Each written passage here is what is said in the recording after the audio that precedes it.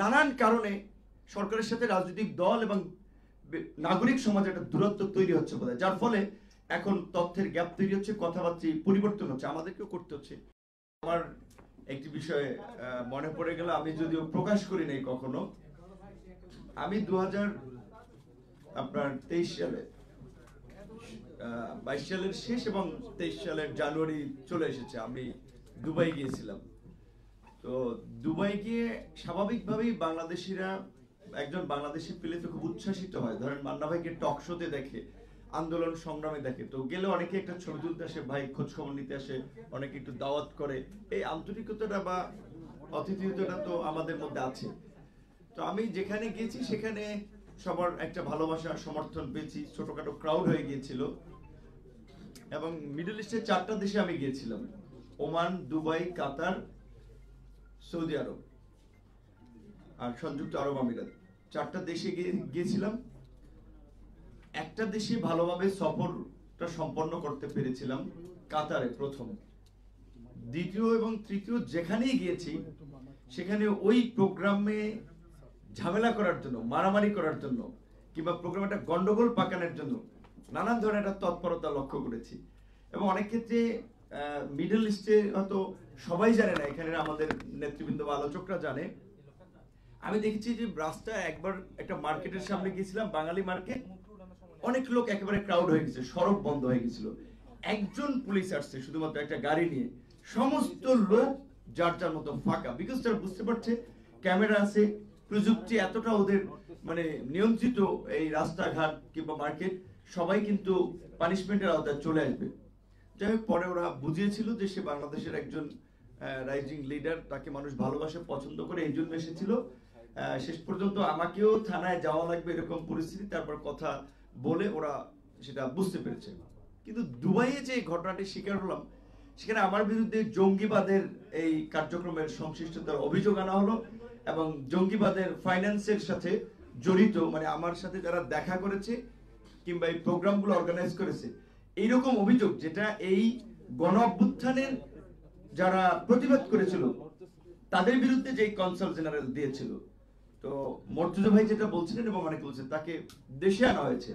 আমরা অনেক কর্মকর্তা জানি, শুধুমাত্র এরকম একজন জামাল হোসেন না, বাংলাদেশেও থেকেও আইন শৃঙ্খলা বাহিনীর মধ্যে থেকেও সেম টোনে, যেই টোনটা ওবায়দুল কাদেররা কথা বলতো, হাসান মাহমুদ কথা বলতো, কথায় কথায় মানুষকে স্বাধীনতা বিরোধী ট্যাগ দেওয়া, মৌলবাদী ট্যাগ দেওয়া এবং জঙ্গিবাদের সাথে সংশ্লিষ্ট এরকম ট্যাগ দেওয়া। আরেকদিন আমি 2021 সালে আমাদের একটি প্রোগ্রামে, তখন রমনার ডিসি ছিলেন সাজ্জাদ হোসেন, ভদ্রলোক দেখতাম নামাজ কালাম পড়ে, তার মানে একটু ধার্মিক লোক। তো অন্য একটা মানুষ সম্পর্কে তো অপপ্রচার প্রপাগান্ডা আপনি করতে পারেন না। আমাদের মিছিল ছিল এবং সেও সম্ভবত ঢাকা বিশ্ববিদ্যালয় থেকে পড়াশোনা করেছে। আমি তখন রানিং ডাকসুট ভিপি, আমরা মিছিলটা করলাম, সে দেখলাম এসে তার ফোর্স নিয়ে যে এটা কিসের মিছিল, এটা জঙ্গি জামাত শিবির, এদেরকে পেটাও। মানে এই যে একটা ট্যাগিং তারা চালু করেছিল এবং এইটাকে ন্যারেটিভ, এই ন্যারেটিভ তো এই সরকারের সাথে যারা সংশ্লিষ্ট ছিল, বিশেষ করে একদল অন্ধ অনুসরণকারী, তারা কিন্তু সর্বত্র এই ট্যাগিং দিয়ে মানুষকে নানানভাবে হয়রানি নাজেহাল করেছে। এবং সবচেয়ে দুঃখজনক হচ্ছে, এই যে আমাদের দেশের প্রবাসী, আমার দেশের মানুষ, তাদের বিরুদ্ধে যখন আমি কমপ্লেন দেই যে তারা জঙ্গি, উগ্র, স্বাধীনতা বিরোধী, তাহলে সে পাসপোর্ট নিয়ে কিভাবে দেশের বাইরে গেল, তাহলে তার পাসপোর্টটা কিভাবে ছিল, এইটা ওই দেশে আমাদের ভাবমূর্তি ক্ষুণ্ণ হয় না? তাহলে এই রকমের দেশের ভাবমূর্তি তো প্রকৃত অর্থে গত 15 বছর এরা ক্ষুণ্ণ করেছে। বিএনপি কিংবা জামাত করার সুবাদে কত মানুষকে নানানভাবে হয়রানি করেছে। তো আমরা চাই যে এই সরকার অন্তত একটা নতুন ব্যবস্থা, সমঝোতার পথে হাঁটবে, যে ভবিষ্যতে আমি চাই না যে আওয়ামী লীগ করার কারণেও কিংবা অন্য কোনো দল করার কারণে প্রবাসীতে আমাদের যারা দূতাবাস কনসুলেট থাকবে তারা এই ধরনের একটা পরিস্থিতির শিকার হোক। কারণ দেশের বাইরে তো তাদের কেউ নেই, এমবেসি বা দূতাবাস তাদের অভিভাবক, একমাত্র প্রতিষ্ঠান। তারা যদি তার নাগরিকদেরকে ওন না করে তাহলে তার যাওয়ার জায়গাটা কোথায়? তো এটা বললাম এই কারণে যে আমি কোনো প্রবাসী দেশের বাইরে এবং দেশের বাইরে এই বিভাজন এবং বিভক্তি আমরা দেখেছি। আমাদের দেশের প্রধানমন্ত্রী গেলে এন্টি পার্টির লোক যারাই থাকে কি কুরুচিপূর্ণ ভাষায় স্লোগান দেয়, এটা উচিত না। দেশের প্রধানমন্ত্রী, রাষ্ট্রপতি কিংবা এবার আমাদের ডক্টর মোহাম্মদ ইউনূস গেল, তার এমন কোনো মানুষ আছে যে তাকে সম্মান করে না তার কর্মকাণ্ড ব্যক্তিত্বের কারণে, তার গুণের কারণে আন্তর্জাতিক মহলে সম্মানিত। খুবই দুঃখজনক কিছু লোককে দেখলাম, তার পড়াশোনা পারিবারিক লেভেল নিয়ে নিশ্চয়ই আমাদের সন্দেহ আছে যে কোনো ভদ্র পরিবারের সন্তানরা যাদের ভালো শিক্ষা আছে এই ধরনের মানুষকে ঘুষখোর, যেটা শেখ হাসিনার ন্যারেটিভ ছিল, এবং কি বাজে ভাষায় তারা কথা বলেছিল। তো আমি বলবো প্রথমত বাংলাদেশি হিসেবে দেশের মধ্যে যাই করেন দেশের মধ্যে করেন, মারামারি কাটাকাটি আন্দোলন সংগ্রাম দেশে করেন, বাইরে সবাই বাংলাদেশ হিসেবে থাকেন দেশের প্রশ্নে, দেশের মর্যাদার প্রশ্নে। দ্বিতীয়ত আজকের যে বিষয়টি আলোচনা হয়েছে, আমার কাছেও তাদের একটা প্রতিনিধি গিয়েছিল, আমি জানতে পারিনি, 2-3 দিন আগে জানতে পারলাম যে আরো 300, আমার কাছে বলেছিল 74 জন, এখন জানলাম 357 জন। এখন আমরা জানি না তাহলে 57 জন মুক্তি পেয়েছে, নিশ্চয়ই সরকারকে ধন্যবাদ দিতে হয়। মধ্যপ্রাচ্যের আইন কানুন এত কঠোর রাজতন্ত্রের কারণে সেখানে 57 জনকে মুক্ত করেছে। এখন এখানে বাকিরা কেন মানে জেলে রইল, তাহলে কি তথ্যের গ্যাপ ছিল? আশা করি সরকার সেই দিকে মনোযোগ দিবে, এবং ব্যক্তিগতভাবে মর্তুজা ভাইয়ের কানেক্টিভিটি আছে, আসিফ নজরুল থেকে শুরু করে প্রধান উপদেষ্টাকে রিচ করার আমাদের আছে, এখানে সবারই আছে।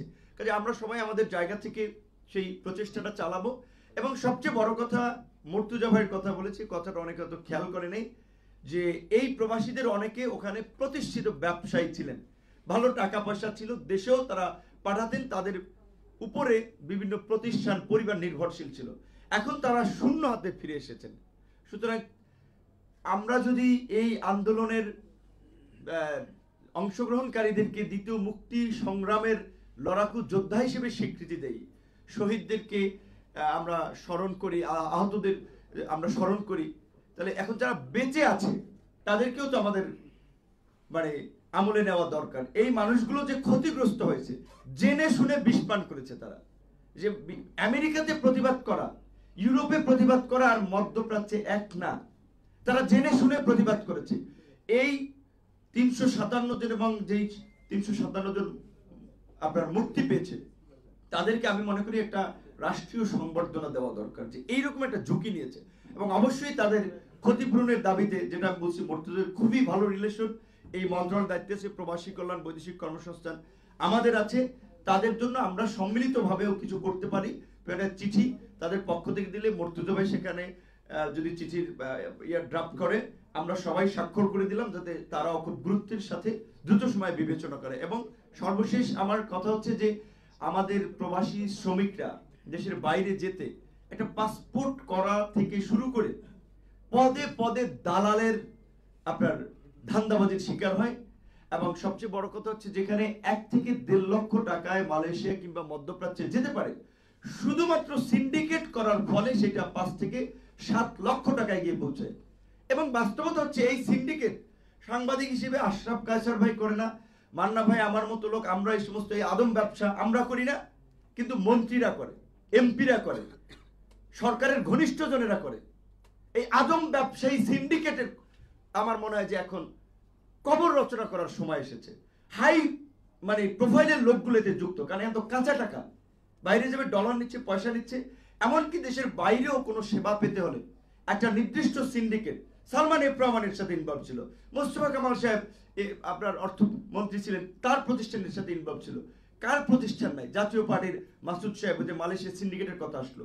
তো এই সিন্ডিকেটটা ভাঙতে হবে, সিন্ডিকেট ভ্যানিশ করে দিতে হবে, একবার উন্মুক্ত। যদি এটা আপনার পাবলিকের জন্য উন্মুক্ত করা হয় তাহলে উন্মুক্ত পদ্ধতি যাবে। তবে আমার মনে হয় বাংলাদেশের কথা বিবেচনা করে জিটিজু পদ্ধতিতে যদি আমরা পাঠাতে পারি তাহলে সেটা সবচেয়ে বেটার হয়। কারণ অদক্ষ শ্রমিকরা কিংবা অবৈধভাবে কিছু মানে ফাঁক ফোকর দিকে নানান ধরনের ওখানে একটা হয়রানি শিকার দরকার নেই। আমাদের যে ওভার পপুলেটেড কান্ট্রি, এখন ডেমোগ্রাফিক ডিভিডেন্ড চলছে, এই তরুণদের কতক্ষণ শক্তি থাকবে? তাহলে আমাদের এই যে আরেকটা সেক্টর আরএমজি, শার্ট প্যান্ট বেচা অর্থনীতি কতদিন টিকবে? বিকল্প অর্থনীতিটা কি? শ্রমবাজার, আপনার মানুষ কতদিন বাইরে শ্রম বিক্রি করবে? এর বিকল্প অর্থনীতিটা কি? এইগুলো আমাদের চিন্তা করা দরকার। এই সরকার আশা করি সেই দিকে মনোযোগ দেবে। কিন্তু পরিস্থিতি যা, মানে অলরেডি 3 মাসে সরকারকে আমরা সহযোগিতা করতে চাই। আমরা তো চেয়েছিলাম যে সংবিধানের পরিবর্তন, আমরা অনেকগুলো পরিবর্তন চেয়েছিলাম, কারণ রাজনৈতিক দলগুলো 53 বছরে করে নাই। এখন আবার নানান কারণে সরকারের সাথে রাজনৈতিক দল এবং নাগরিক সমাজে একটা দূরত্ব তৈরি হচ্ছে বোধহয়, যার ফলে এখন তথ্যের গ্যাপ তৈরি হচ্ছে, কথাবার্তা পরিবর্তন হচ্ছে, আমাদেরকেও করতে হচ্ছে। বিকজ এখন যে আমরা একটা সংস্কারের কথা বলছি, আমরা জানি না এখন এই সরকার কতটুকু করতে পারবে। আর এইটাও আমি কথাটা অনেকে পছন্দ করবে না, অনেকে রাজনৈতিকভাবেও এটার জন্য আমার বিরুদ্ধে চলে যাবে, কিন্তু এটা পরিষ্কার এই সরকার যদি সংস্কার করতে না পারে, কোন সরকার ওইভাবে আমরা যেটা প্রত্যাশা করি নাগরিকরা রাজনীতির বাইরে উঠে সেটা পারবে না। সুতরাং সরকারকে বলবো আপনারা রাজনৈতিক দলগুলোর সাথে সম্পর্ক ধরে রেখে, নাগরিক সমাজের সাথে সম্পর্ক ধরে রেখে জন আকাঙ্ক্ষাকে ধারণ করে সংস্কারের পথে এগিয়ে যান। সংস্কারটা আমাদেরকে করতেই হবে। ধন্যবাদ।